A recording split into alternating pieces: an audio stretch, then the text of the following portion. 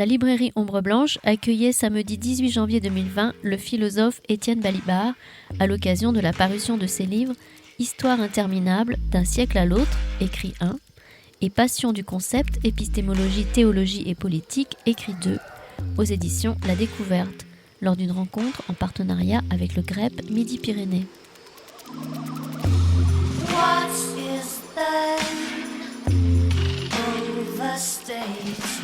Nous sommes très heureux, Étienne Balibar, de vous accueillir à la librairie Ombre Blanche pour un ouvrage, normalement, qui était... Oui, vous êtes déjà venu. Ouais, tout à fait. On est très heureux de vous avoir parmi nous, surtout qu'on va évoquer un ouvrage qui n'est pas paru. C'est quand même intéressant. Déjà, on va faire une discussion à l'aveugle, si je puis dire. Donc, La Découverte, qui avait prévu, puisque vous allez faire paraître, en fait, 2 ouvrages, d'un siècle à l'autre, et Passion du concept, épistémologie, théologie et politique, donc écrit 2, devait paraître ces jours-ci, et la parution est repoussée au 18 février. Donc, on s'est dit... on va trouver des sujets. On s'est dit, on va revenir un peu sur le parcours d'Étienne Balibar et puis revenir sur des questions que vous évoquez ces derniers temps et sur lesquelles vous revenez souvent. Je rappelle quand même que cette matinée aussi est en liaison avec le GREP de Toulouse où vous animerez une rencontre cet après-midi à 17h à la Toulouse Business School, qui évoquera pour une Europe... Oui, c'est intéressant d'être à TBS. Étienne Balibar à TBS, je trouvais que c'était pas mal, comme on dit.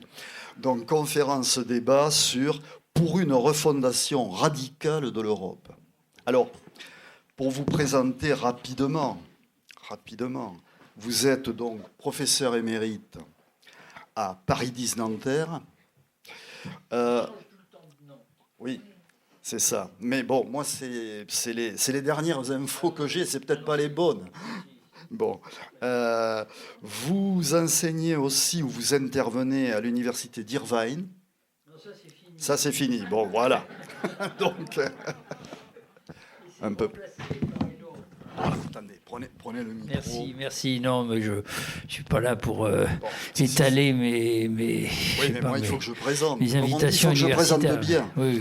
Oui. Non, ça veut dire que depuis très longtemps maintenant, effectivement, avant même d'avoir pris ma retraite à l'université de Paris-Ouest Nanterre, où j'ai enseigné 10 ans comme professeur, après avoir fait presque toute ma carrière à Paris 1 comme assistant et maître assistant, j'ai commencé à être invité par des universités américaines et je continue maintenant, mais c'est plus en Californie comme avant, c'est à New York, à l'université Columbia à l'automne. Voilà. Le fuseau horaire, c'est plus près.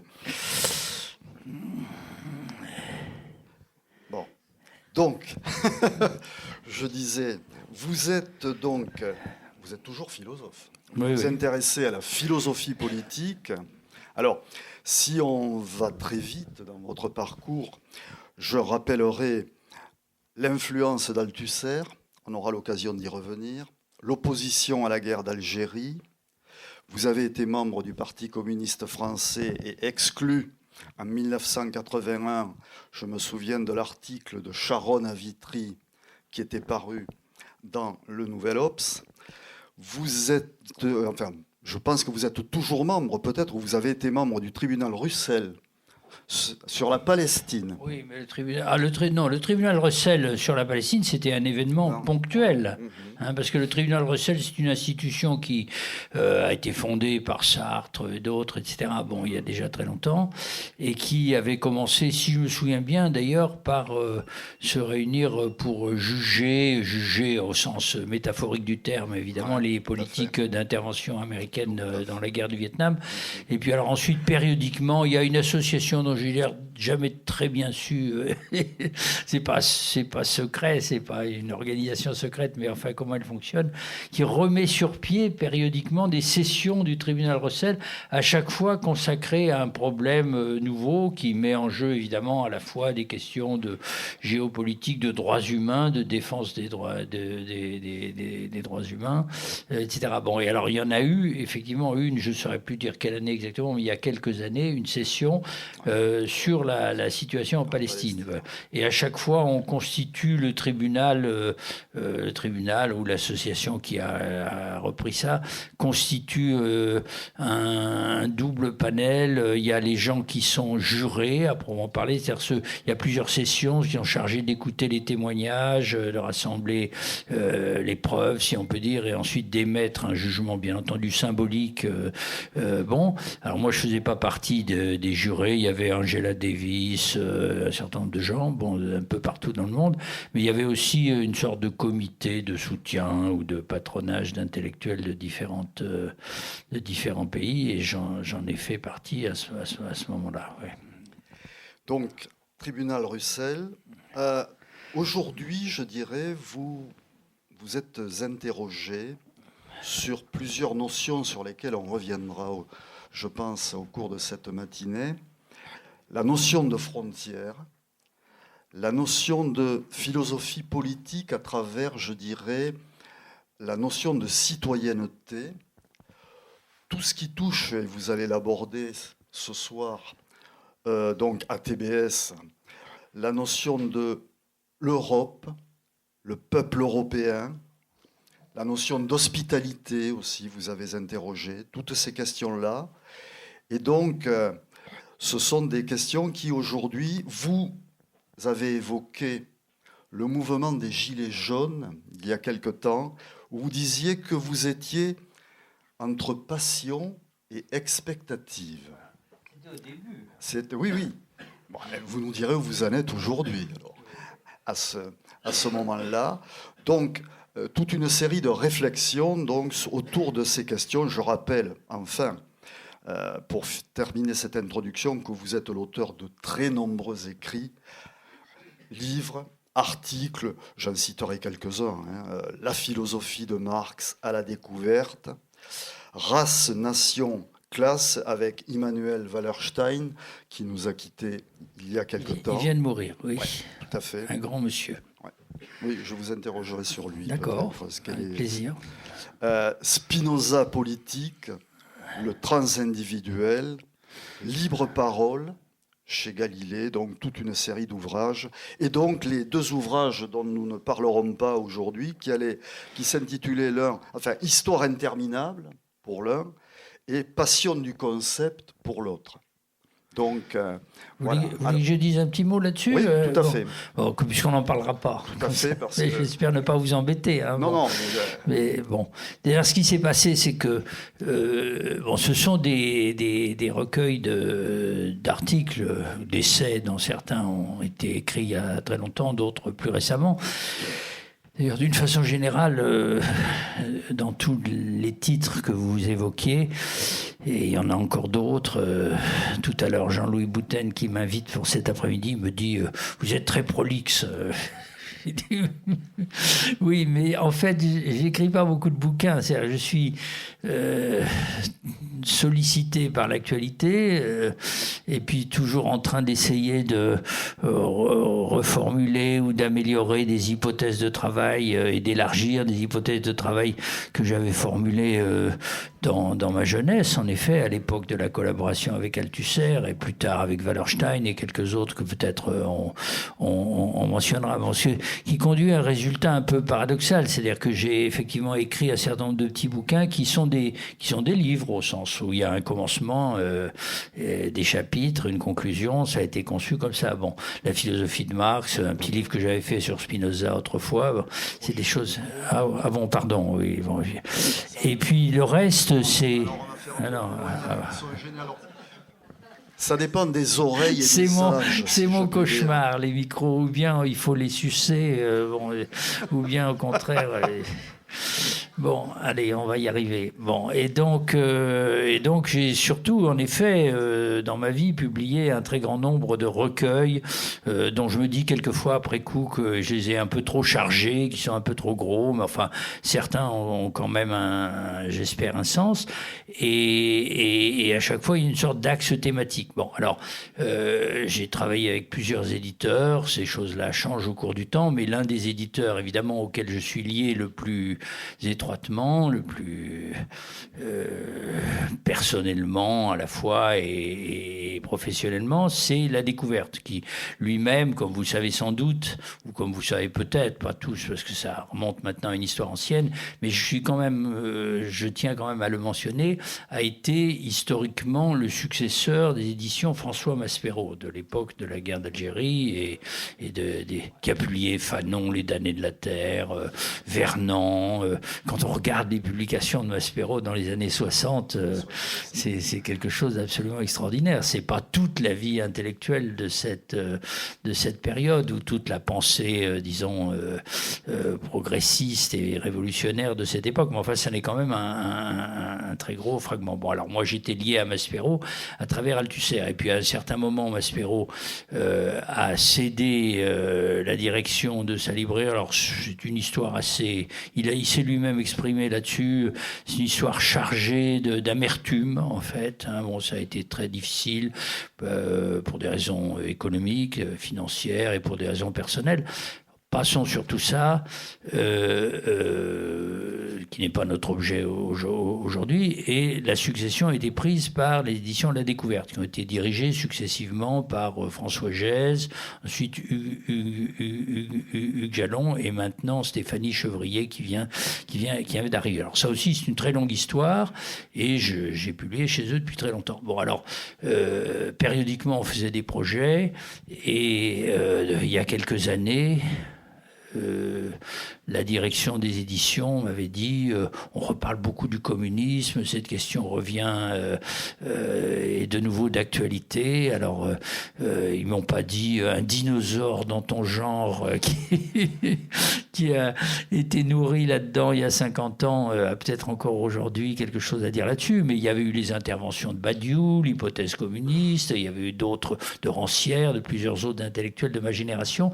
Donc ils ont poussé pour que j'intervienne à mon tour, et je leur ai dit écoutez, oui, j'ai un certain nombre de textes sur cette question, je peux essayer de les mettre ensemble et de les mettre à jour, ou de les prolonger par une réflexion plus contemporaine. Seulement le temps passait et le volume se faisait pas. Bon, d'où il y a 2 ans, quand on s'est vu, une nouvelle demande un peu pressante et amicale à la fois, et j'étais obligé de leur dire que c'était pas prêt, mais en même temps il y avait une autre idée qui m'avait germé dans la tête, qui était d'ailleurs, pas être sentimentale, mais un peu liée au fait que je me demandais quel genre d'idée, quel genre de point de vue rétrospectif, au fond, sur ce qu'avait été notre histoire et sur la façon dont nous entrions dans la nouvelle époque, je serais capable éventuellement de transmettre à mes petits-fils, parce que j'ai 2 petits-fils qui sont étudiants maintenant, enfin ils ont commencé leurs études, donc ils ont 22 ans, etc. Et alors en pensant à eux, je commence à rassembler des textes que j'avais écrits à différentes époques sur l'histoire du XXe siècle, ou sur l'articulation de la politique et de l'histoire au XXe siècle, évidemment dans l'idée que au bout du compte, il faudrait non seulement jeter un regard rétrospectif, mais aussi se poser la question de savoir ce que devient la politique dans le monde d'aujourd'hui. Et évidemment, quand on a mon âge, et je ne suis pas le seul ici, on en parlera peut-être si vous voulez à travers d'autres biais, on n'est pas complètement prisonnier de la nostalgie, mais en même temps, de temps en temps, on est un peu désemparé, parce qu'on a l'impression que ce qui avait fait la substance, les enjeux, on pourrait dire, de l'activité politique, qui pour moi est militante, mais plus généralement citoyenne, je dirais, au XXe siècle, dans un pays comme la France, est aujourd'hui très profondément déstabilisé et problématique. Donc je leur dis, est-ce que ça vous intéresse que je vous propose, pas en échange, mais enfin à la place, fasse quand même dans l'immédiat un volume sur ce thème. Alors ils m'ont dit, faites voir, on verra bien, bon, etc. Donc je leur remets une sorte de maquette de mon bouquin, et à ma surprise, je dois dire aussi un petit peu que j'ai été un peu ému par ça, quelques temps plus tard, un certain temps après, ils me disent, écoute, voilà ce qu'on te propose. Ils m'ont pas dit, il est temps de songer à la publication de tes œuvres posthumes, mais enfin c'était quand même tout petit peu implicite. On te propose de faire une série de volumes qui s'appelleront Écrits, ce qui est à la fois très banal, on pourrait dire, et un tout petit peu aussi prétentieux, parce qu'il y a d'autres exemples, dans lesquels tu rassemblerais des choses que tu considères toujours encore comme valables, on pourrait dire ça comme ça, mais qui sont dispersées, introuvables, et puis surtout que tu souhaiterais rassembler de façon à trouver un axe et à proposer une sorte de synthèse. Alors je dois dire que cette idée m'a séduit, parce que je me suis dit, au fond maintenant, combien d'années il me reste pendant lesquelles je pourrais continuer de travailler de façon comme je l'ai toujours fait, j'en sais rien, mais en tout cas, j'ai un programme, j'ai du boulot. Bon. Et donc, on s'est mis d'accord sur six volumes thématiques. Donc, et les deux premiers sortent ensemble, malheureusement pas ce mois-ci, mais le mois prochain, 18 février. parce qu'il y a eu des vicissitudes, comme toujours, dans l'édition. Donc, le premier, effectivement, auquel j'ai finalement donné ce titre, Histoire interminable, qui est une moitié d'une phrase célèbre de Freud, pas de Freud, imitée de Freud. C'est sur, en effet, d'un siècle l'autre, c'est le sous-titre, passage du XXe au XXIe siècle. Et j'en ai bavé parce que, évidemment, je me rendais compte que pour finir, il ne suffisait pas de dire voilà ce qu'est la trace des révolutions, voilà ce qu'est la trace des guerres, voilà ce qu'est la trace de la décolonisation. Il y a toute une section au milieu sur la question des frontières que vous évoqué tout à l'heure, où j'ai pris 2 fois 2 textes assez focalisés, quoi. 2 sur l'Algérie et la France, 2 sur Israël et la Palestine. Mais ensuite, il faut effectivement dire quelque chose sur la situation, et on va peut-être y venir, dans laquelle on croit, en tout cas, qu'on est aujourd'hui, qui est dominée par des choses dont il faut bien que j'avoue qu'avec ma formation, je leur étais pas complètement indifférent, mais quand même, j'avais une certaine tendance à les marginaliser, alors qu'elles sont maintenant absolument au centre, à commencer évidemment par la question écologique et par la catastrophe environnementale. Donc comme j'avais une petite conférence sur le socialisme entre guillemets du XXIe siècle que j'avais faite 2 ou 3 fois, je me suis dit, il n'y a qu'à la rédiger, ça fera la conclusion. Et puis quand je me suis mis devant ma table de travail, évidemment, je me suis aperçu que rien de tout ça ne tenait la route. Donc j'ai sué sang et eau pendant tout l'été, mais enfin finalement j'ai fabriqué le volume. Et l'autre, je ne vais pas m'étendre là-dessus maintenant, c'est sous-titré en effet épistémologie, théologie, politique. Alors c'est des textes sur Foucault, sur Pascal, sur Althusser, effectivement, etc. Qui tournent un peu autour de la question de savoir, la question plus philosophique, plus directement philosophique, de savoir ce que c'est que penser, je dirais, à la fois dans le registre théorique et sur un mode dialectique, c'est-à-dire conflictuel, au fond, quand on est philosophe de métier. Et puis après, il y en aura un sur les races et le racisme. Ça, c'est très difficile à faire, mais évidemment, j'y tiens beaucoup. Il y en aura un sur, en effet, la question autour de la question des frontières. Ça fait 4 comme ça, oui. Il y en aura un. Il y aura le volume sur le communisme. Il faut que j'arrive à le sortir quand même. Et puis si Dieu ou le corps me prête suffisamment de force, comme j'ai commencé, comme vous le disiez tout à l'heure, avec l'équipe autour d'Althusser, par la lecture de Marx et la réflexion sur la critique de l'économie politique proposée par Marx, je voudrais revenir à ça, mettre ensemble des choses autour du thème d'une nouvelle critique de l'économie politique, ce qui est aussi une façon d'essayer de parler de ce que c'est avec le capitalisme d'aujourd'hui. Bon, alors tout ça est un peu démentiel, mais... Non, mais ça va nous permettre de vous revoir pas mal. J'en sais rien. À la librairie. Toutes mes excuses. Non, mais justement, ça me permet de rebondir, comme l'on dit. Lorsque vous évoquez, j'avais noté 3 noms. Althusser, Wallerstein et Spinoza. Et donc, aujourd'hui, pour vous, je me rappelle, dans les années 70, les pour et les contre Althusser. Je me souviens notamment de discussions avec quelqu'un qui n'est plus, qui s'appelait Daniel Ben Saïd, et qui n'était pas, je serais tenté de dire, althussérien. Non, il était très anti-althussérien, mais voilà. On est devenus très amis, figurez-vous. Oui, je sais. Et donc, pour vous, aujourd'hui, et je me souviens de cet ouvrage contre Althusser, par exemple, vous qui avez cheminé avec lui, qu'est-ce qui reste de la démarche althussérienne aujourd'hui? Bon. Et si, bien sûr, je ne peux pas refuser cette question, mais...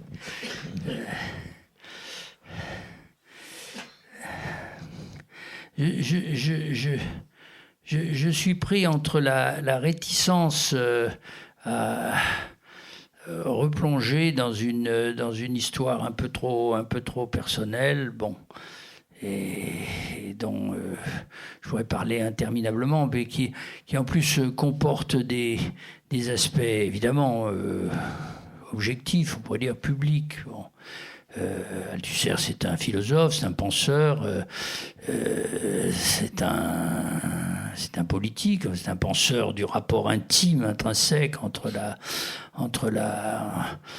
politique et la philosophie, ce qui évidemment l'inscrit, non par hasard, dans une longue tradition de théoriciens marxistes, mais pas seulement. C'est un point très important. Bon, mais c'est aussi un professeur, c'est aussi un homme au destin tragique. Bon. Ça fait beaucoup fantasmer, c'est normal d'ailleurs. Bon, il y a du connu et du moins connu. Bon. Et puis, d'autre part, c'est un personnage dont on se rend compte aujourd'hui, non seulement contradictoire, tout le monde est contradictoire, mais insaisissable à beaucoup d'égards, parce que on est presque tenté de dire qu'il n'y a pas un Althusser, il y en a plusieurs. C'est presque un cas de multiples personnalités, Althusser. Bon. Et alors on s'en rend mieux compte aujourd'hui, évidemment, depuis que progressivement, après sa mort, qu'elle-même est intervenue en 90, 10 ans après qu'il ait disparu de la scène publique, ayant étranglé sa femme, ce qui est aussi un objet de discussion, et c'est légitime, bien sûr. Bon. Donc après sa mort, et puis jusqu'à aujourd'hui, ça continue, c'est pas terminé. On a commencé à publier des inédits, des œuvres, de sorte qu'aujourd'hui, l'œuvre d'Althusser, disponible en librairie, est 3 ou 4 fois plus importante que ce qu'elle était de son vivant. Bon. Et alors, les gens qui, comme moi, ont travaillé avec lui de façon étroite, bon, parce que j'étais devenu son élève au début des années 60, et qu'ensuite, pendant 15 ans, au fond, on ne s'est pas séparés. J'étais le fidèle compagnon d'armes. D'autres dans notre groupe sont violemment rompus avec lui. Jacques Rancière, par exemple, ce qui a fait qu'à une certaine époque, on avait beaucoup de difficultés. Et puis au contraire, aujourd'hui, on s'entend de nouveau très bien. Bon. Mais moi, j'étais resté extrêmement proche. Donc, je dis pas que j'étais magnétisé par le personnage, mais enfin, évidemment, je m'en faisais une idée très étroite, quoi. Bon. Et alors ensuite, j'ai découvert des aspects de la personnalité et de la pensée d'Althusser qui m'avaient complètement échappé. Bon, je pourrais même raconter des anecdotes. Peu après sa mort, quand on a commencé à parler du classement de ses archives, je me suis laissé aller à d'énormes sottises. Il y a des journalistes ou des gens qui m'ont interrogé, qui m'ont dit: est-ce que vous croyez qu'on va trouver dans les archives d'Althusser des quantités de choses importantes et inattendues? J'aurais dit: oh non, vous savez, on ne trouvera pas grand-chose là-dedans.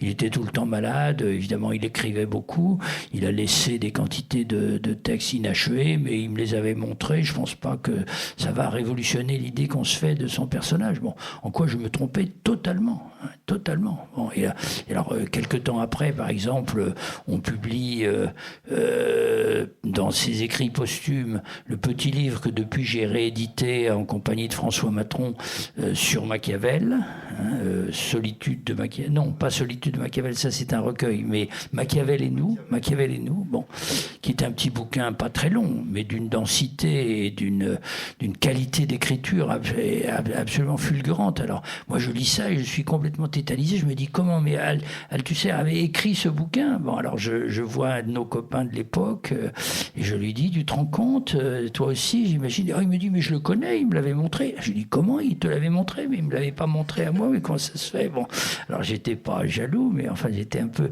étonné. Et ça tenait au fait que il me montrait les choses. Alors ça renvoie au débat intérieur du Parti communiste français de l'époque, qui sont parus maintenant plus récemment, les vaches noires, tous ces trucs-là, qui étaient des manuscrits, des tentatives d'intervention politique assez dogmatiques, je suis obligé de dire, hein, mais tout le monde n'est pas du même avis là-dessus, sur la situation du mouvement communiste de l'époque.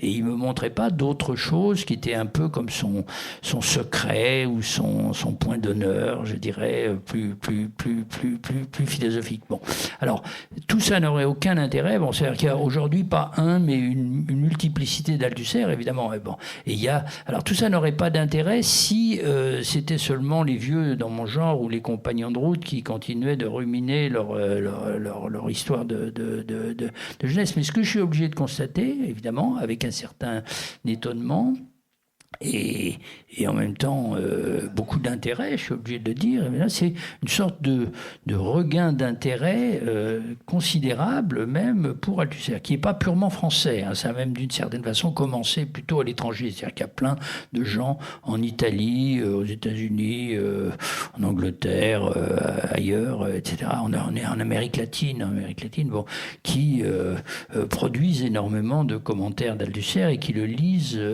passionnément. Bon, alors je suis amené à me demander pourquoi, naturellement. Bon, et là aussi je suis partagé, parce que d'un côté je me dis, comme tout à l'heure, bon, que Althusser appartient par toutes ses fibres, on pourrait dire d'une certaine façon, à un monde qui n'est plus le nôtre aujourd'hui, hein, d'une certaine façon. D'ailleurs, il en avait eu le pressentiment, et en plus d'autres facteurs personnels dont on pourrait parler, l'espèce de désespoir, hein, qui se lie dans un certain nombre d'interventions d'Althusser de la dernière période, compensées de temps en temps par des grandes échappées utopiques et presque messianique. Bon, il y a même encore des textes qui en vont. C'est lié au pressentiment qu'un certain monde disparaissait. Hein. Et évidemment, ce monde, à beaucoup d'égards, c'était celui qui s'était constitué autour de l'idée du communisme et de l'organisation du communisme. Beaucoup de gens disent que, parce que Althusser, comme d'autres, avait un passé catholique, et il avait commencé à penser, même à agir, au fond, dans sa jeunesse, tout de suite après la guerre, dans des milieux de militants catholiques, prêtres ouvriers, etc. Bon, et donc, beaucoup de gens ont dit qu'il avait remplacé l'Église par le Parti communiste. Bon, le fait est que dans des moments un peu délirants. Comme ça, quand on dit ça, il y a des gens qui sont effarés par la chose, mais c'est bon. Je me souviens de l'avoir entendu dire dans ces dernières années, il faudrait maintenant travailler à réconcilier les deux grandes organisations révolutionnaires de l'histoire, l'Église catholique et le Parti communiste. Bon, alors on pourrait se dire, le Parti communiste n'existe plus du tout, l'idée peut-être, mais le Parti communiste n'existe plus du tout. L'Église catholique est toujours là, même si elle a un certain nombre de problèmes. Hein. Bon, c'est aussi une situation problématique. Bon, mais le fait est que ce monde-là n'est plus tout à fait le nôtre. Bon, et d'un autre côté, évidemment, tout ce qu'on a proclamé, à la fin du XXe siècle, on a appelé la fin de l'histoire. Chez certains idéologues du libéralisme ou du néolibéralisme, c'est pas non plus ça qui s'est produit. De sorte que le retour sur les pensées les plus aiguës, on pourrait dire, ou même les plus contradictoires à certains égards de la période précédente, apparaît à nouveau comme une ressource ou comme quelque chose d'important pour les gens d'aujourd'hui. Mon point de vue, c'est qu'il faut rien répéter de la même façon. Il faut tout transformer. Mais au fond, en philosophie, finalement, une idée forte ne disparaît jamais purement et simplement. Alors, je ne sais pas si Althusser est un grand philosophe, il est trop tôt pour le dire. Pour Foucault, on commence déjà à savoir que oui, sans aucun doute, il a sa place dans le panthéon des grands philosophes. Pour d'autres aussi qu'on pourrait mentionner. Pour Althusser, c'est plus compliqué, c'est plus douteux, mais la question mérite d'être posée. C'est pour ça que... Alors, vous avez aussi signé dans Libération, il y a quelques semaines, donc, un papier que je qualifierais, moi, un beau papier au sujet de la disparition d'Emmanuel Wallerstein. Qu'est-ce qu'il représente pour vous et dans votre démarche ? Il faudrait... le risque va être grand encore de mettre les choses sur un terrain trop personnel. Mais je pense que Wallerstein et pas seulement parce que j'ai travaillé avec lui, j'ai été son ami, ce qui n'était d'ailleurs pas extrêmement facile parce que c'était un bonhomme... il avait un fond chaleureux, mais il était un peu raide, on pourrait dire les choses de cette façon. Sa pensée est ceux qui l'ont intéressante. connu. Comment ? Sa pensée est très intéressante. Mais oui, bien sûr. Tout son apport à la... Bien sûr. Alors, je pense qu'il est un peu sous-estimé en France. C'est-à-dire que... mais c'est pas grave, ça changera. Hein, ça changera. Bon. Wallerstein est un sociologue américain, un sociologue qui est historien, économiste, des tas de choses, un esprit universel à beaucoup d'égards, avec une œuvre énorme, considérable, qui a un versant, on pourrait dire, scientifique, et un versant militant. Alors, du côté scientifique, la façon la plus simple de présenter les choses, c'est de dire qu'il a opéré une sorte de synthèse de ce qui venait de Marx et de ce qui venait de Fernand Braudel, dont il a été l'ami. Alors on a un peu tendance en France à penser que Wallerstein est simplement un continuateur de Braudel, parce que Braudel est un grand homme, à juste titre évidemment, de l'histoire intellectuelle française. C'est le patron de l'école des Annales après Bloch et Fèvre. Le fondateur de l'école des hautes études, l'auteur de la Méditerranée, de la grande trilogie sur le capitalisme. Quand on lit les choses de près, en particulier le 3e volume du grand livre de Braudel sur le capitalisme, qui s'appelle Le Temps du Monde, on s'aperçoit que entre Wallerstein et lui, les choses ont été beaucoup plus équilibrées, c'est-à-dire qu'ils se sont apportés l'un l'autre quelque chose. Donc Wallerstein, c'est pas simplement quelqu'un qui s'est contenté de prendre la perspective braudelienne qui se représente le capitalisme comme un système mondial, comme une économie monde, et puis de traduire ça, de gauchir ça en lui donnant une teinte un peu plus marxiste. Alors ceci étant dit,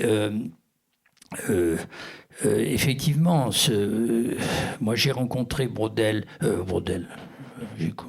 j'ai rencontré Wallerstein en 1981 parce qu'on m'avait demandé de faire partie d'une délégation d'universitaires français qui allait à un colloque en Inde pour traiter des classes sociales dans l'économie monde. J'étais pas du tout un spécialiste des classes sociales dans l'économie monde, mais je me suis dit on refuse pas d'aller en Inde, bon, et de découvrir ce monde. Et puis en plus je savais que Wallerstein était le pivot un peu de cette rencontre. Alors à l'époque je le singularisais pas, et je le voyais comme l'un des membres d'une sorte d'équipe de mousquetaires qui étaient 4 évidemment, comme les 3 mousquetaires sont toujours 4, bon, et ça vaut la peine de mentionner les 3 autres, bon, André Günther Frank, Samir Amin qui a vécu en France à cheval sur la France et l'Afrique toute sa vie, Wallerstein et un grand économiste et historien italien, Giovanni Arrighi, qui était un continuateur de 68, du 68 de l'automne chaud italien. Bon, ces gens-là... Des gens publiés chez Maspero, d'ailleurs. Oui, des gens publiés chez Maspero et surtout à la découverte ensuite. Bon. Alors tous ces gens-là étaient les représentants, disons, d'une variante hétérodoxe du marxisme.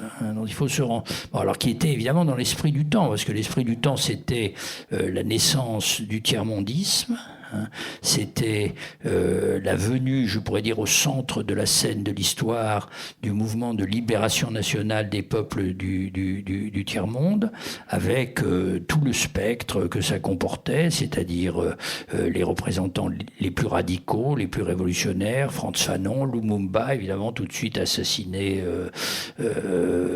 au Congo dans les circonstances que nous savons, et d'autres encore, et puis d'autres variantes, disons, plus réformistes. Enfin, tout ça a été centré autour de l'idée qui faisait bondir les marxistes orthodoxes, dont je faisais partie à l'époque, qui n'était pas l'idée que l'exploitation n'existe pas, mais qu'on ne peut pas parler de l'exploitation si on prend simplement en considération la condition des travailleurs salariés dans les pays du centre industriel du monde. Ce qu'il faut prendre en considération, c'est le système monde, et dans le système monde, il y a à la fois l'exploitation des salariés de la grande industrie, et d'autre part, toutes les formes de l'exploitation des ressources du monde par l'impérialisme. Au fond, c'était des successeurs de Rosa Luxembourg, et moi, à l'époque, je voyais que par Lénine, et donc, bon.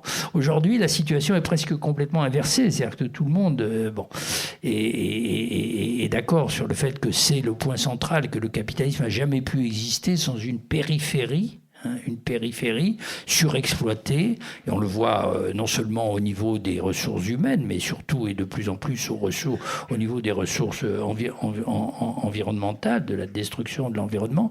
Il fait que le capitalisme ne se développe pas de façon linéaire suivant les lois économiques préfigurées par les économistes classiques, mais au contraire repose entièrement sur des rapports de force, on pourrait dire, entre plusieurs types de civilisations, plusieurs types de cultures. Bon, donc c'était l'un des quatre mousquetaires. Bon, alors je passe sur la suite, mais évidemment ça a été une révolution pour moi d'une certaine façon. Lui et tout ce qui venait avec, parce que évidemment j'avais commencé ma carrière intellectuelle et politique. Un vieil ami qui est présent ici.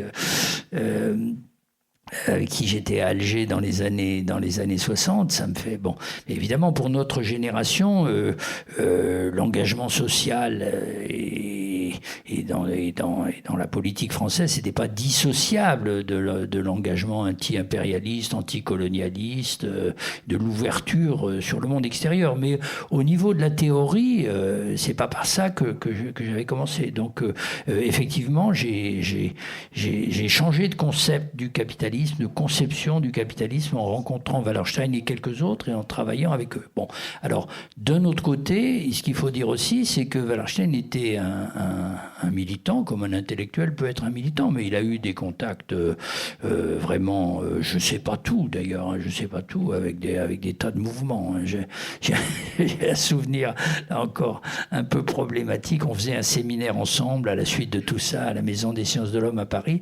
Et un jour, je lis dans le journal du matin qu'après la chute du mur, etc., les archives de la police politique de l'Allemagne de l'Est, de la Stasi, sont maintenant accessibles, pas totalement, mais enfin dans une certaine mesure, et que les gens peuvent aller voir s'ils sont ou non répertoriés dans les archives comme agents de la Stasi, parce que les systèmes de police politique des pays de l'Est, et ailleurs aussi peut-être d'ailleurs, avaient l'habitude de recruter des agents de façon indirecte, c'est-à-dire les gens qui étaient directement, évidemment, membres de l'organisation, puis il y a ceux qui étaient considérés comme fournissant des informations et qui étaient donc aussi fichés, etc. Alors moi, j'arrive au début du séminaire et devant tout le monde, comme ça, je dis, ah, mais dis donc, tu crois pas qu'on devrait aller à Berlin ou à Leipzig pour voir si on n'est pas par hasard des agents de la Stasi, toi et moi. Alors, je croyais qu'il allait rigoler, mais ça prouvait que il me fusille du regard, comme si je venais de proférer une énormité absolument scandaleuse. Et moi, je me dis, merde, alors peut-être qu'en fait, peut-être qu'en fait, je suis indirectement un agent de la Stasi recruté par Wallerstein, qui lui-même, etc. Bon. Mais la vérité, je m'arrête, hein, la vérité, c'est que c'est pas ça. L'appartenance au PC, c'est obligatoire. C'est pas ça, il a jamais été au PC. Bon. La vérité, c'est que la trajectoire dont je ne sais pas tout, parce qu'il était plus vieux que moi et qu'il avait bourlingué un peu partout dans le monde à des endroits où je suis jamais allé. Bon, la vérité, c'est qu'il avait commencé très jeune comme un participant actif du mai 68 américain, hein, bon, à Columbia, donc un des leaders, ou en tout cas un des militants actifs de la contestation, bon, là-bas. Et puis alors ensuite, évidemment, son lien le plus étroit a été le lien avec le Forum social mondial et l'altermondialisme, pour lequel, comme d'autres, il a écrit et réfléchi. Et une des choses auxquelles je crois qu'il est important de faire allusion aussi, c'est qu'il avait des liens personnels et intellectuels ou politiques très étroits avec les zapatistes du Chiapas, hein, donc le sous-commandant Marcos. Donc c'est d'un côté une grande figure universitaire, on peut dire les choses de cette façon, théorique, avec d'autres une sorte de refondateur de la perspective marxiste sur l'histoire des sociétés du capitalisme contemporain, et puis d'un autre côté, effectivement, un intellectuel engagé à sa façon, mais quand même très intense, et de ce point de vue, je trouve un modèle. Peut-être qu'il y a dans les archives de la Stasi que Wallerstein est à l'origine du passe-montagne du sous-commandant Marcos. Non, peut-être jamais. Alors, quelqu'un avec qui vous n'avez pas travaillé, parce que ça aurait été compliqué quand même, Spinoza. Parce que tout le monde se dit spinoziste aujourd'hui. Oui, c'est marrant. Plein de gens. Et alors, on le met à toutes les sauces quelque part. Pour vous, qu'est-ce qu'il représente et quel est l'apport spinoziste de Spinoza à votre réflexion?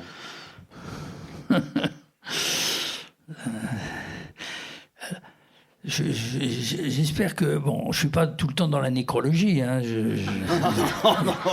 mais après on va venir à des choses actuelles. Mais c'est impossible de pas dire de pas évoquer un nom de ce point de vue, parce que évidemment, moi j'ai commencé à lire Spinoza à cause d'Althusser, hein, à cause d'Althusser et d'un élève d'Althusser dont le nom vous dira sans doute quelque chose, qui est un de mes très vieux copains, mais qui était un peu plus vieux que moi, ce qui a fait quand même une différence au départ, qui était Pierre Macheret. Pierre Macheret était élève à l'ENS quand j'y suis entré, déjà depuis 2 ou 3 ans, 2 ans, oui.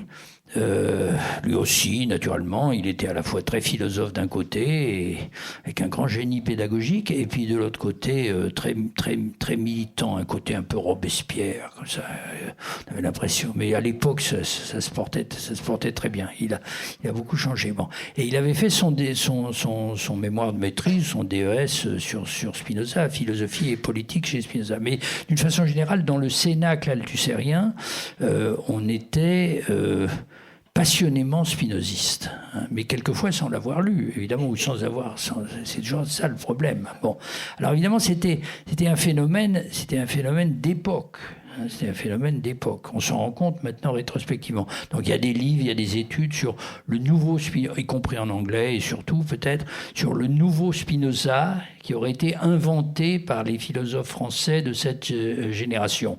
Alors Guéroult était un ancêtre, mais un maître aussi. Bon, et Althusser, naturellement, qui en parlait tout le temps. Qui n'a rien écrit, enfin qui a écrit des choses ici et là, d'ailleurs dans les textes posthumes il y en a un peu plus qu'à l'époque, mais qui n'a jamais écrit un texte suivi sur Spinoza. Il a fait des cours, hein, qui ont disparu d'ailleurs, c'est très étonnant. Hein. Il y a aussi un autre texte qui a disparu, je n'arrête pas de le regretter, c'était les notes qu'Althusser avait prises sur un cahier entier à un séminaire que Deleuze était venu faire à l'ENS sur Spinoza à l'époque où il préparait son propre bouquin, mais dans lequel il avait développé bien davantage un aspect qui est maintenant en appendice dans son grand livre très difficile, il faut le reconnaître, sur Spinoza, qui concernait le caractère politique, justement, ou au sens large, c'est-à-dire polémique, hein, de Spinoza. Au fond, l'aspect subversif, enfin, de chaque ligne de la philosophie de Spinoza rapportée à la métaphysique dominante de son époque. De façon souterraine, c'était ça qui intéressait évidemment Althusser. Et puis il y avait un troisième personnage, au fond, de cette génération que je veux mentionner parce qu'on l'a enterré hier. Hein, c'était Alexandre Matron. Alexandre Matron est moins célèbre que Althusser et Deleuze, mais quand même pour nous et pour plusieurs générations qui ont suivi, ça a été le grand initiateur à la philosophie de Spinoza. Son grand livre s'appelle Individu et communauté chez Spinoza, et c'est de là que j'ai tiré, en reformulant les choses un petit peu autrement, mais en m'inscrivant tout à fait dans sa lignée, ce qui figure dans le titre que vous avez mentionné tout à l'heure, c'est-à-dire l'idée du transindividuel. Alors c'est un peu barbare, hein, mais dans les livres comme formulation, ça veut dire que Matron et d'autres, hein, on pourrait dire la même chose de Deleuze, Matron et d'autres s'intéressaient à Spinoza comme à un penseur qui surmonte l'alternative typiquement moderne, et je suis tenté de dire typiquement bourgeoise, de l'individualisme d'un côté, de l'individualisme possessif, si vous voulez, d'un côté, et du communautarisme au sens d'une mystique de la communauté. Bon, pourquoi ? Parce qu'au centre de la philosophie de Spinoza, il y a l'analyse des passions, hein, ça intéresse beaucoup de gens aussi aujourd'hui, les passions non pas comme quelque chose qui serait renfermé dans l'âme de chaque individu, mais comme quelque chose qui circule entre les individus et qui finalement abolit les frontières, ou les met en rapport les uns avec les autres d'une façon originaire, hein, indépassable, on va dire. Bon, une sorte de version matérialiste ou plus dynamique de ce que la philosophie appelait l'intersubjectivité, et qui était son problème qu'elle n'arrivait jamais à résoudre dans une perspective cartésienne, quoi, ou solipsiste. Bon, alors c'est ça qui est au centre de l'intérêt pour Spinoza aujourd'hui. Alors, ce qui est très curieux, c'est qu'on peut, il y a des gens qui en tirent des conclusions ultra révolutionnaires, c'est-à-dire qui pensent que Spinoza était un révolutionnaire. Ça, c'est Antonio Negri. Bon, j'ai beaucoup d'admiration et d'amitié pour Antonio Negri, mais je pense que son sa conception de Spinoza est un peu délirante, ou en tout cas un peu utopique. Il a centré tout ça sur l'idée de la multitude, et il a expliqué qu'au fond, pour Spinoza, la multitude, ce qui veut dire aussi la masse, naturellement, des individus qui sont passionnément unis les uns aux autres, est une force de libération irrésistible. C'est la puissance du désir qui va faire sauter les conventions, les institutions de normalisation et de domination de la vie sociale. Et moi, j'appartiens à une catégorie un peu plus prudente, comme ça. Alors, je dirais pas réactionnaire. Personne m'a accusé d'être réactionnaire à cet égard, mais enfin, quand même, un peu différente. C'est-à-dire que je pense que Spinoza avait une conception beaucoup plus ambivalente de ce que c'est que la fonction des masses ou des multitudes dans l'histoire. Mais en dernière analyse, c'est-à-dire qu'il pensait au fond que les mouvements de masse, et c'était l'expérience qu'il avait retirée des événements dramatiques dont il avait été lui-même le témoin dans la Hollande du XVIIe siècle, sont susceptibles à la fois, en effet, de faire sauter les formes de l'oppression organisée, ou bien au contraire de jeter des peuples entiers dans les mains de démagogues, ou pour lui, les théologiens étaient évidemment de ce point de vue particulièrement dangereux, qui en font les instruments d'une espèce de totalitarisme. Bon. Mais évidemment, je suis tout à fait d'accord qu'au cœur de la pensée de Spinoza, il y a cette question sur la possibilité de faire monter l'émancipation ou la libération ou la puissance libératrice, à la fois individuelle et collective, non pas simplement à partir d'une idée ou d'un principe métaphysique, mais à partir de la vie ou du désir de vivre des individus eux-mêmes. Bon, c'est des choses que, avec beaucoup d'autres, j'ai découvert et auxquelles je n'ai pas cessé, parce que quand on tombe dans Spinoza, c'est comme dans tout grand philosophe, mais bon, on n'en sort plus ensuite. Bon, et on alimente ça de l'actualité et du débat. Bon, et alors, évidemment, aujourd'hui, je m'arrête. Bon, aujourd'hui, je continue de penser que c'est une question fascinante, celle de la puissance des passions, la possibilité de les combiner avec la raison, si vous voulez, pour construire un avenir collectif. Mais en même temps, évidemment, je suis c'est pas à cause du retour du religieux, ou c'est pas à cause de l'âge où je me trouve, bon, mais je suis de plus en plus intrigué, comme beaucoup d'autres avant, par les formules sur la béatitude, la joie, l'amour intellectuel de Dieu, etc., qui se trouvent à la fin de l'éthique, du grand livre de Spinoza, que les gens ont lu dans les directions les plus opposées entre elles. Hein. Bon, un aspect mystique de la pensée de Spinoza, ou bien, au contraire, une espèce de rationalisme exacerbé autour de l'idée que, finalement, au bout du compte, on peut maîtriser complètement la vie passionnelle, à condition de comprendre. Sed intelligere. Bon. Et alors, tout ça est évidemment très, très, très, très, très, très intéressant. Ça tourne autour, au fond, de l'alternative à la conception chrétienne ou religieuse des rapports entre la vie et la mort. Hein. Bon. Il y a une célèbre phrase de Spinoza que certains citent, etc. Bon, je cite de mémoire, qui dit « Le sage ou l'homme libre, c'est pas le sage, c'est l'homme libre, ne pense à rien moins qu'à la mort, et sa sagesse n'est pas une méditation de la mort, mais une méditation de la vie. » Alors tantôt je me dis c'est extrêmement profond, et à la limite si on le pousse à son terme, ça peut même vouloir dire quelque chose comme il faut être capable, ce qui ne va pas de soi, pour soi-même et dans ses rapports avec les autres, de voir la mort comme quelque chose qui fait partie de la vie elle-même. Bon. Ou bien je me dis tout grand philosophe a un moment de faiblesse ou même de sottise, et le jour où Spinoza a écrit « L'homme libre ne pense pas à la mort », malheureusement il a dit une sottise. Bon, et toujours pas trouvé la solution. Aujourd'hui, vous intervenez ou vous travaillez beaucoup sur les questions de la citoyenneté, de la communauté de citoyens à venir, sur les questions européennes, sur la question des frontières et des migrants.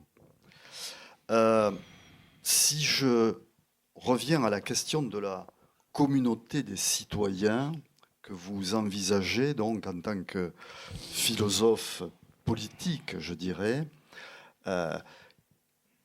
comment posez-vous la question et pour vous, qu'est-ce qu'elle signifie? Je la relierai aussi avec un peu la thématique de cet après-midi sur l'Europe. Oui, bien sûr. Qu'est-ce qu'être citoyen européen aujourd'hui, par exemple?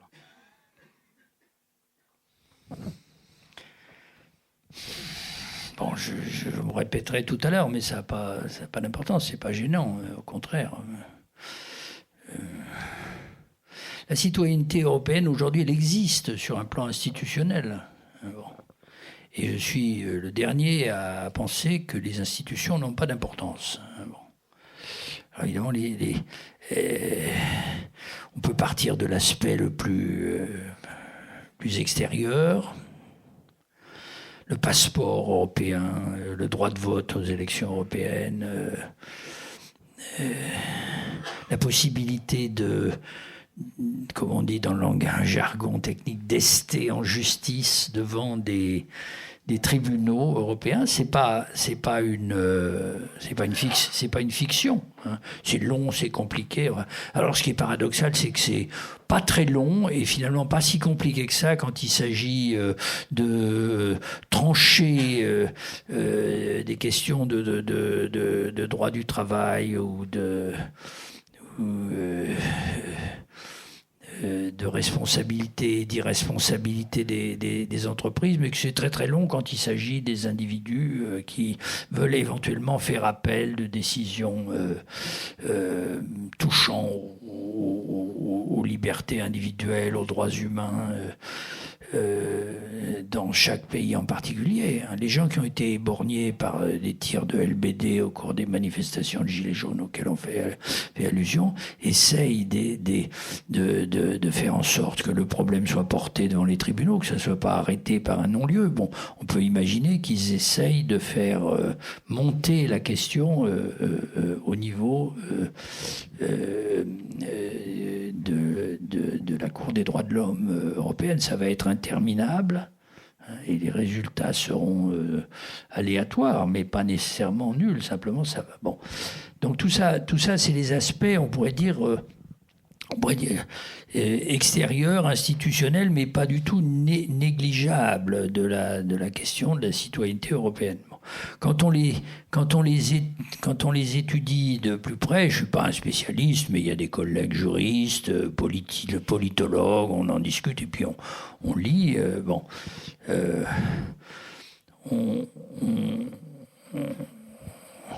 On s'aperçoit, je pense, qu'il y a un équilibre contradictoire à ce niveau d'exclusion et de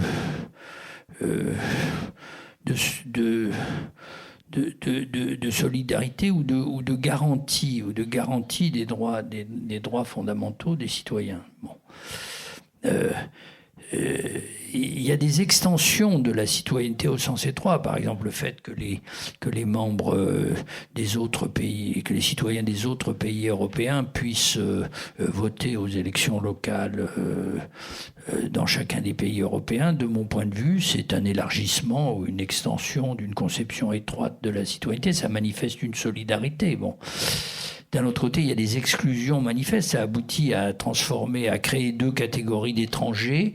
D'un côté, alors que les gens, au fond, résident en France ou en Allemagne depuis une ou deux ou même plusieurs générations en venant d'autres pays, participent de façon tout aussi active, de façon tout aussi organique, on pourrait dire, à la vie sociale, culturelle, économique de nos pays. Il y a une ligne de démarcation qui passe entre les étrangers qui sont un peu moins étrangers que d'autres et les étrangers qui sont, au contraire, par voie de conséquence, un peu plus étrangers ou un peu plus que les autres. Donc tout ça fait partie des discussions qu'on peut avoir sur le caractère progressif ou au contraire régressif de l'institution de la citoyenneté européenne. Bon, mais si on veut aller derrière ces aspects institutionnels au point fondamental auquel j'essaierai de revenir tout à l'heure, c'est au fond la question de savoir si les citoyens, je dis ça comme ça avant,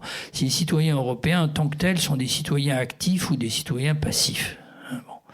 Et évidemment, la distinction de la citoyenneté active et de la citoyenneté passive, à mon avis, elle est, à mon avis, je suis pas le seul, mais elle est vraiment fondatrice, elle est vraiment constitutive de l'idée que nous pouvons nous faire de la communauté des citoyens dans la trace, dans la tradition qui vient, en remontant très loin, bien sûr, de la cité grecque ou des cités grecques démocratiques, mais surtout, en France, c'est particulièrement évident, de la Révolution française et plus généralement des grandes révolutions fondatrices au fond de l'ordre libéral contemporain. Bon, alors à beaucoup d'égards, on peut penser que l'ordre qui a été fondé à ce moment-là est en train d'épuiser ses capacités dans toutes les discussions sur la démocratie, la dédémocratisation, la post-démocratie, la montée de l'autoritarisme, du technocratisme dans les sociétés contemporaines. J'entends dire, et je suis assez de cet avis, que l'idée bourgeoise ou l'idée libérale de la communauté des citoyens a, d'une certaine façon, achevé sa trajectoire. Bon. C'est en quelque sorte l'inverse du chant de triomphe qui avait été proclamé en 1989 par Fukuyama et d'autres.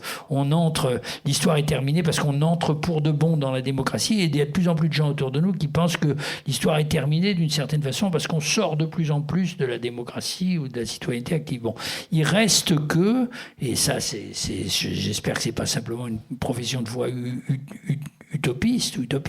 Bon, le principe que j'ai appelé dans certains textes insurrectionnel, mais je donne à cette notion un sens aussi large que possible, c'est-à-dire que celui qui veut que les citoyens sont les agents, les acteurs, les auteurs d'une certaine façon de leur propre existence et de leur propre participation à la vie sociale, ce principe qui est le principe de la citoyenneté active n'est pas purement et simplement aboli par le fait que la citoyenneté tend à devenir de plus en plus passive. C'est au contraire une dynamique, un conflit, une différentielle, si vous voulez, dont je pense qu'elle ressurgit périodiquement, mais qui en ce moment, évidemment, est en grand besoin de réinvention et de refondation. Bon.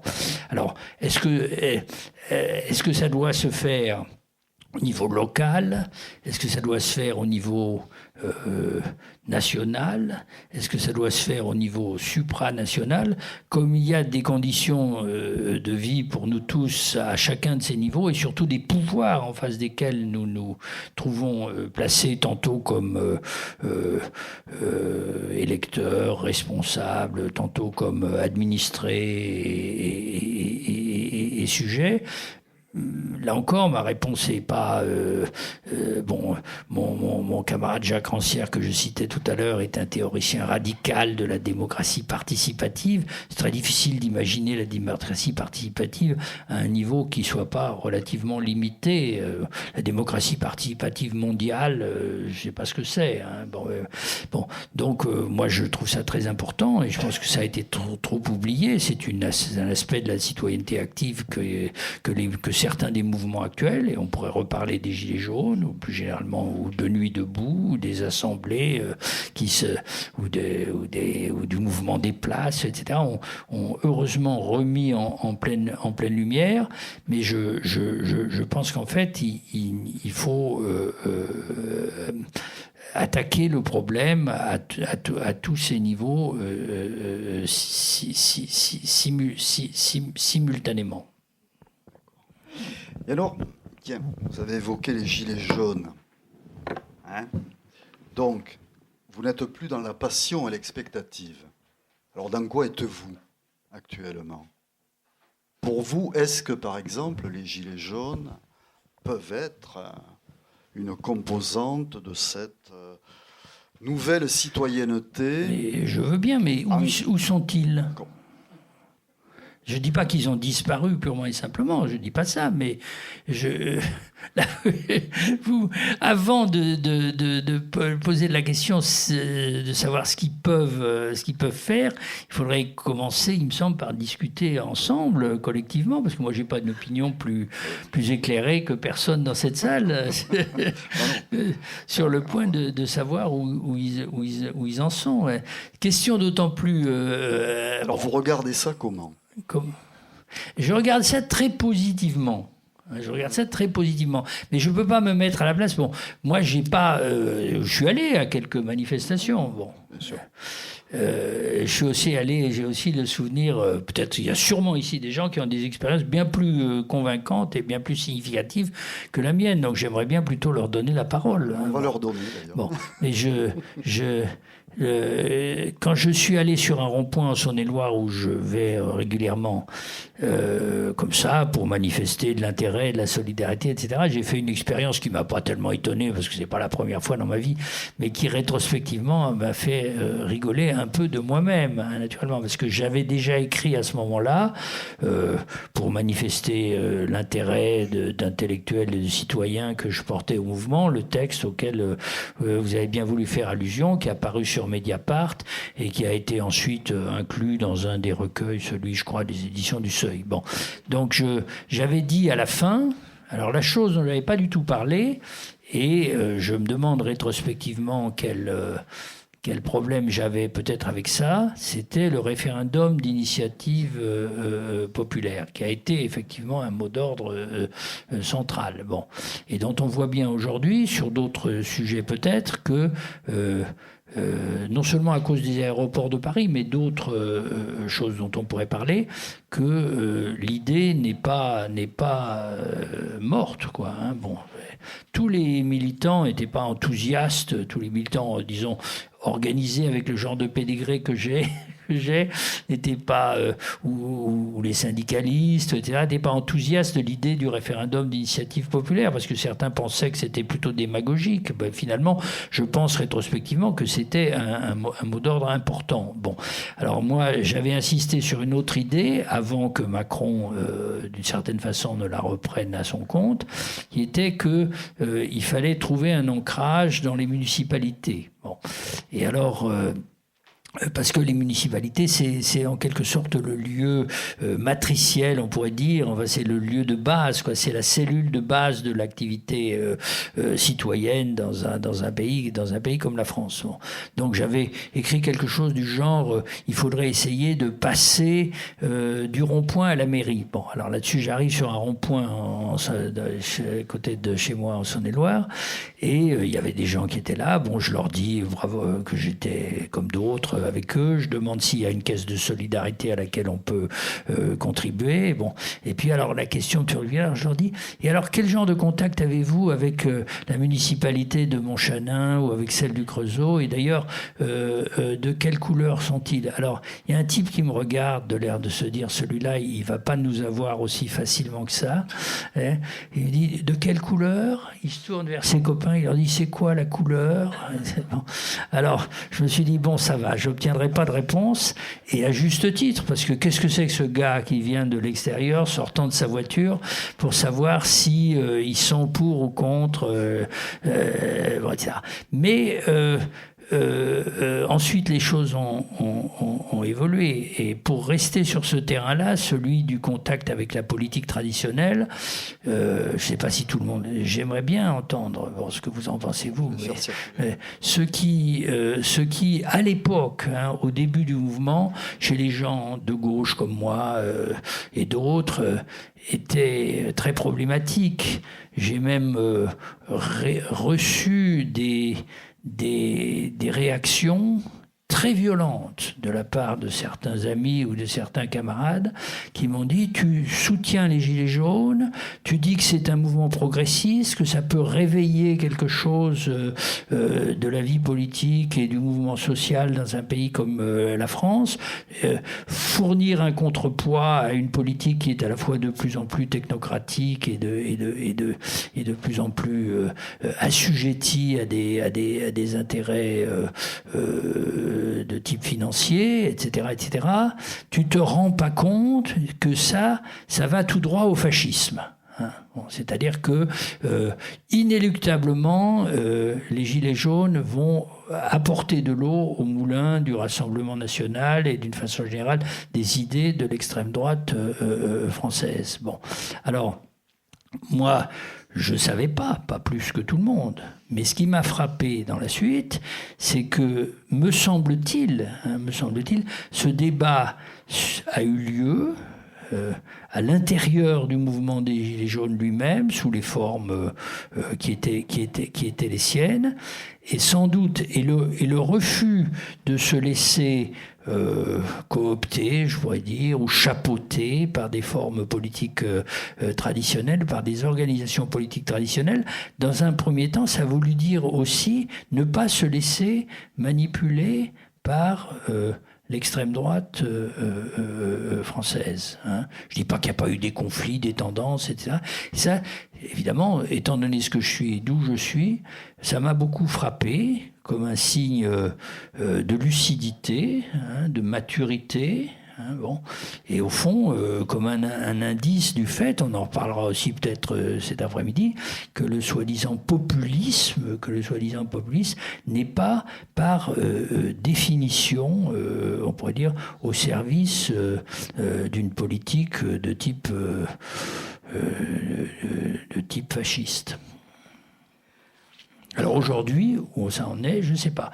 Mais aujourd'hui, le problème est à la fois compliqué et déplacé dans une certaine mesure par le fait que vous me posez cette question, comme on se la pose tous peut-être à propos de la postérité des Gilets jaunes. Est-ce qu'ils sont encore là ? Ils se sont fait taper dessus très très violemment. Il faut quand même pas l'oublier. Puis ensuite, il y a eu une manœuvre politique de grande envergure qui, dans un premier temps au moins, a semblé redonner l'initiative au système, appelons les choses de cette façon. Ça ne veut pas dire que le mouvement a purement et simplement disparu. Mais il se trouve confronté aujourd'hui à une autre situation de crise sociale aiguë, dont on pourrait parler aussi, parce que la grève actuelle n'est pas terminée, alors qu'on en annonce l'épuisement semaine après semaine. Chaque semaine, une partie de la presse et bien entendu le gouvernement, je ne reproche pas, c'est leur rôle, nous disent, vous savez, maintenant c'est fini. Bon. Puis en fait, c'est pas fini. Bon. Et la question se pose aussi de savoir ce qui va sortir de ça. Alors je suis pas extraordinairement optimiste parce que ça fait de mystère pour personne évidemment, tant plus que j'ai participé à quelques initiatives publiques de soutien avec d'autres intellectuels, etc., complètement aux côtés des grévistes de la SNCF et de la RATP, mais j'étais à Montparnasse avec quelques collègues hier matin, avant le départ de la manif, juste pour exprimer notre solidarité. Et ce que j'ai trouvé très intéressant, on était aussi allé à la gare de l'Est il y a 8 jours, et là, on n'a pas seulement entendu des mots d'ordre, on a entendu une discussion. Et dans la discussion, ce qui était très clair, c'était la résolution, la détermination, parce que les gens qui étaient là, c'était les plus militants, mais c'était aussi la tension. La tension, pas l'épuisement, mais la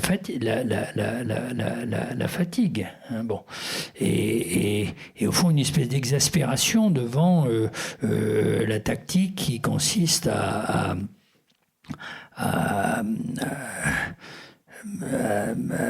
refuser toute négociation ou toute remise en chantier du problème. Et dans le même temps, évidemment, le sentiment qu'on peut avoir, c'est que le pays qui est le nôtre, dans lequel on vit en ce moment, je dirais pas que c'est une poudrière, hein, c'est pas une poudrière, mais c'est quand même un pays dans lequel les problèmes surgissent partout, de tous les côtés. Ils surgissent dans l'enseignement, ils surgissent dans les hôpitaux, ils surgissent dans la fonction publique, ils surgissent dans les entreprises, etc. Bon, il n'y a aucune unité de tout ça, mais il y a une très grande incertitude, de mon point de vue en tout cas, sur les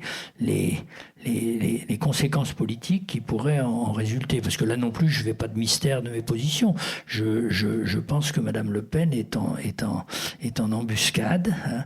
Et en même temps, je pense qu'elle est déphasée. Hein. C'est-à-dire que si elle déclare sa candidature à l'élection présidentielle au beau milieu de ce qui se passe en ce moment, c'est aussi une façon de dire hey, oubliez pas que je suis là. Moi, je fais aussi partie du paysage. Bon. Mais, donc tout ça traduit une grande incertitude, une extraordinaire tension, une crispation évidente de la vie politique française.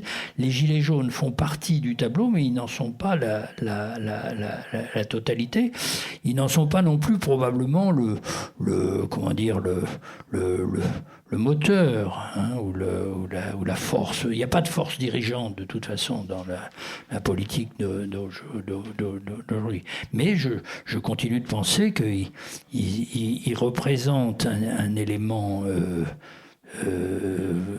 positif, progressiste, libérateur, et que cet élément n'a pas disparu. Je crois que nous allons en rester là. Remercier Étienne Balibar d'avoir été avec nous.